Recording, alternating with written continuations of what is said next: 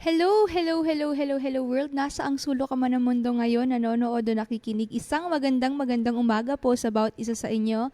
Today is Saturday, January 20, 2024. Sa lahat na nagdiriwang ng kaarawan sa araw na ito, happy birthday. And nawa, sa bawat isa nakatutok, nakasubaybay nawa, masamahan niyo po kami hanggang sa matapos ang devotion na ito in order for you to receive the fullness of God's blessings. And by the way, I'm Trina from the Sanctuary Church Community Fellowship International.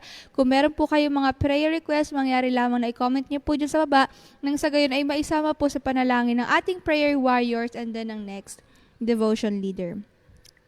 In the book of Ecclesiastes chapter 12, verses 13 to 14, dyan po manggagaling yung key verse natin, key passage for this morning.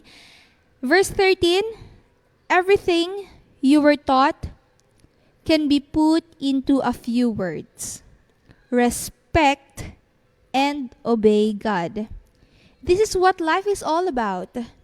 Verse 14, God will judge everything we do, even what is done in secret, whether good or bad. Let us pray. Heavenly Father, we thank you so much for this wonderful morning that you've given us. Dalayan ko po na gamitin mo ang labi ng inyong munting lingkod as I speak your words. Ihanda mo ang puso't isipan ng mga tagapakinig namin ngayon nang sa gayon, kayo po ay malayo makapagpangusap sa bawat isa po sa amin. Lord, hindi ko po kaya ito na mag-isa. Let them see in me, let them hear in me, let them feel you in me. In Jesus' mighty name I pray. Amen and amen. The title of this message is Live Purposefully. Live purposefully. You know what? This book of Ecclesiastes, isinulat ito ni Solomon in the last phase of his life. Kapag malapit ka na talagang mamatay, no? Or when you're living a full life, you have lots of realizations. And then, eto si Solomon, he discovered the value of life through trial and error. Kasi sinubukan niya na dahil sa power niya, sa money, wisdom. He also tried sensual pleasure kasi nga ang dami niyang asawa po, di ba? He tried building things, working, and things na maaaring makapagbigay ng honor sa pangalan niya. And in the end, he experienced emptiness. His long search for fulfillment through many accomplishments of his was nothing more than chasing after the wind. Because of this, I can't help but remember yung nangyari noong Christmas season dito malapit sa bahay namin.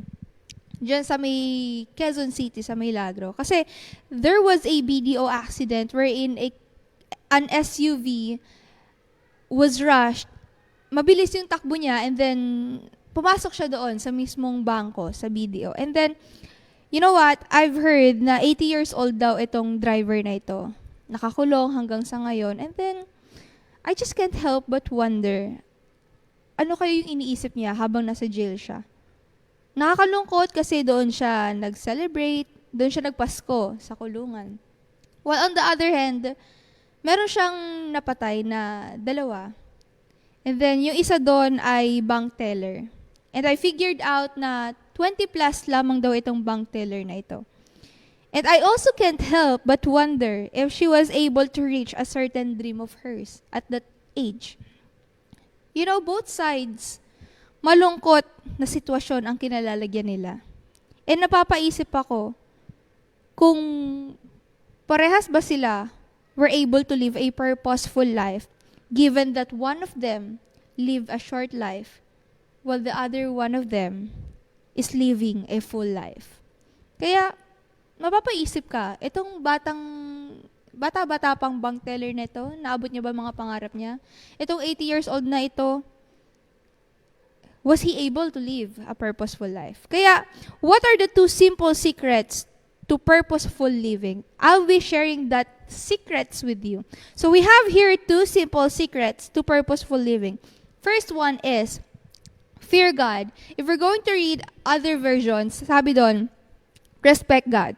Sabi naman sa Amplified, worship Him with awe-filled reverence, knowing that He is Almighty God. You know, we have two kinds of fear. The healthy fear and then the unhealthy fear. Unhealthy fear, andyan yung may mga phobia ka, takot ka sa heights, takot ka sa daga, takot kang maiwan, takot ka sa mga tao, takot ka sa mga bagay-bagay sa paligid mo. Samantalang itong healthy fear naman, you have fear of God. Kaya, itong unhealthy fear, kabilang dito yung fear of man. Samantalang itong healthy fear, you have fear of God. Kaya nakakalungkot, no? Kasi maraming mga tao na they have a lot of unhealthy fear sa buhay nila. Mas takot sa tao, kesa mas takot sa ating Panginoon. Kaya yun pala yung sikreto. We must have to have fear sa ating Panginoon. And then secondly is obey God. If you fear God, you will obey His words. You will follow His decrees. You will keep His commandments. You will do what He says. Sad truth, no?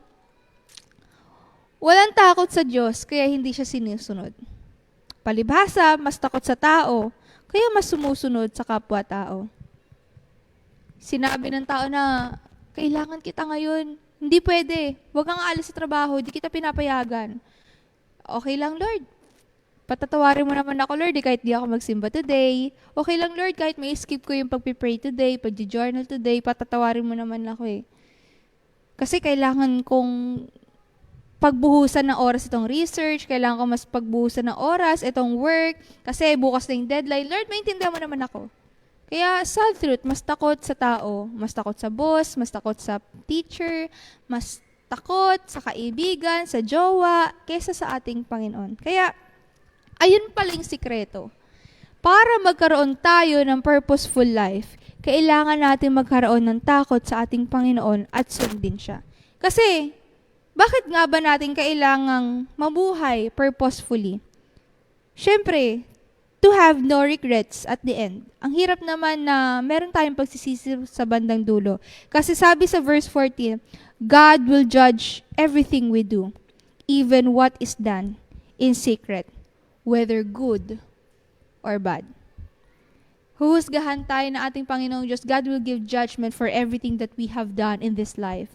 Mabuti man o masama yung ginawa natin. Ginawa man natin hayagan or ginawa man natin sikreto. Remember, God can see everything. Kaya, we need to live a purposeful life para kapag humarap tayo sa ating Panginoong Diyos, we will be able to say, Lord, this is what I've done with the life na pinahiram mo sa akin.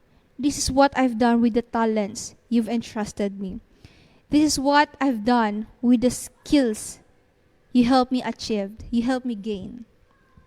Kaya, don't waste your life living how you want it to be, but how God wanted it to be.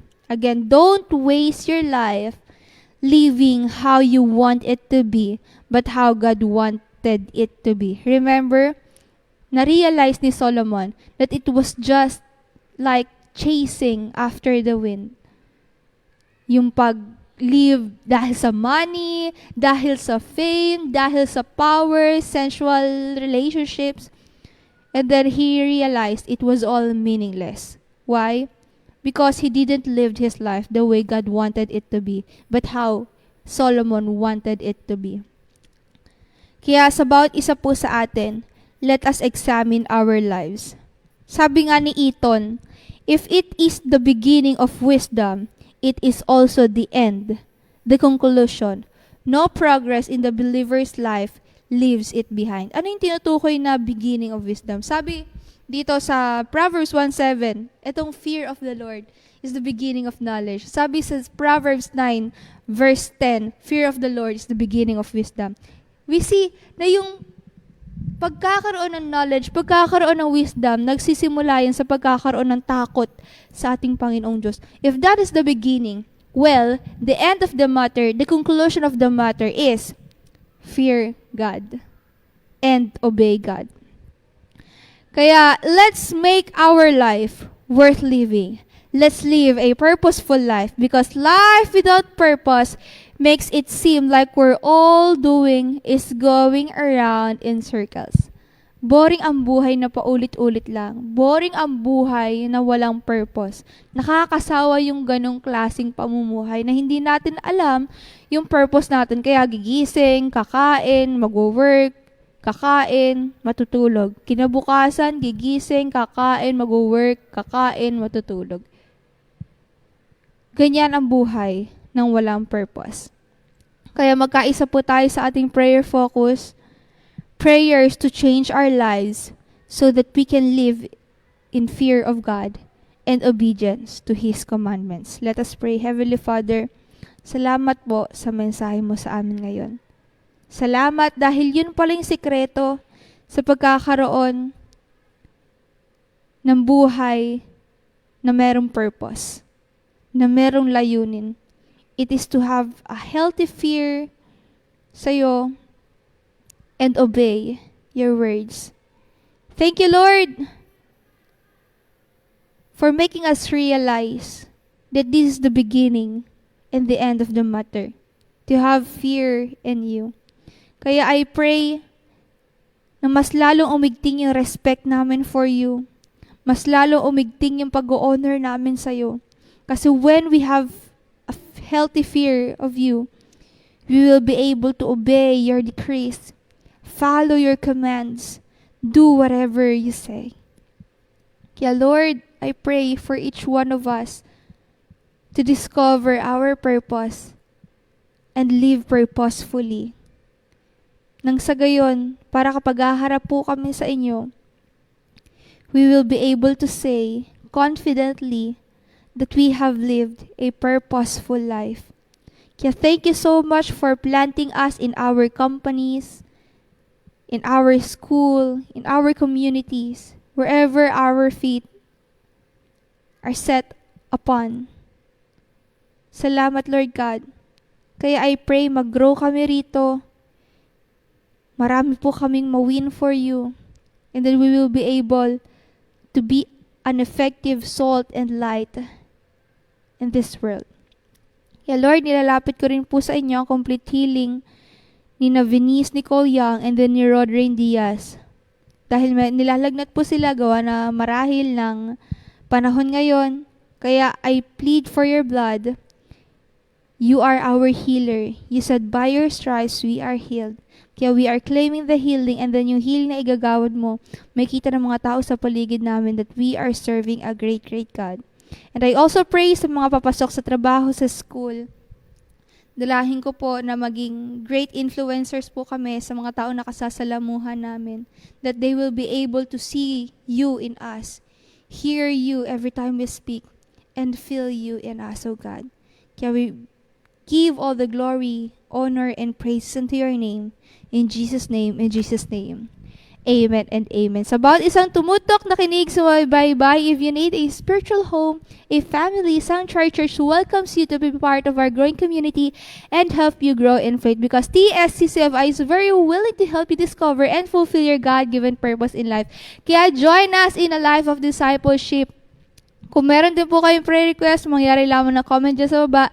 Nang sa gayon ay maisama po sa panalangin ng ating prayer warriors and then ang next devotion leader. Or pwede po kayo mag-drop ng message sa ating Facebook page, which is The Sanctuary Church Community Fellowship International. And if you're truly been blessed by every word that you've heard from us, and you want also to bless others more and help us build God's kingdom through this service, you are free to send us your love offerings on our bank accounts that will be displayed after this live. God bless you more abundantly as you bless His church and His servants. Kaya sa bawat isang tumutok na kinig, sumubaybay hanggang dulo, thank you, thank you, thank you very much. Good morning, good morning, good morning, good morning, good morning. Have a great day ahead. Jesus loves you. Bye-bye. God bless us all. Take care.